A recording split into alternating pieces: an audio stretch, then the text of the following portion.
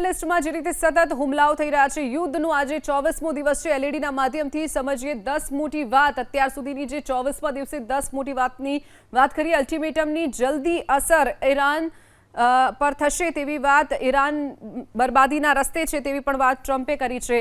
અમે ધમકીઓથી નથી ડરતા તેવી વાત ઈરાને કરી છે। 10 મોટી વાત આપણે નજર કરી રહ્યા છીએ। પાવર પ્લાન્ટ પર હુમલો થયો તો હોર્મુઝ બંધ થઈ જશે તેવી ચીમકી પણ ઈરાને ઉચ્ચારી છે। તો હોર્મુઝ પર અમેરિકાને નાટોનું સમર્થન। સતત 24મા દિવસે ટ્રમ્પ જે રીતે યુદ્ધ કરી રહ્યા છે, હવે ક્યાંક ને ક્યાંક 20 અન્ય દેશો પણ માની રહ્યા છે ટ્રમ્પ જે કરી રહ્યા છે તે સાચું છે। કાચા તેલની કિંમત અત્યાર સુધીમાં $114 પાર કરી ગઈ છે। હજુ પણ જો યુદ્ધની સ્થિતિ આવી રહેશે તો ભાવ હજુ પણ વધશે। હોર્મુઝ પર ડોનાલ્ડ ટ્રમ્પ અને બ્રિટનના પીએમ વચ્ચે વાતચીત પણ થઈ છે।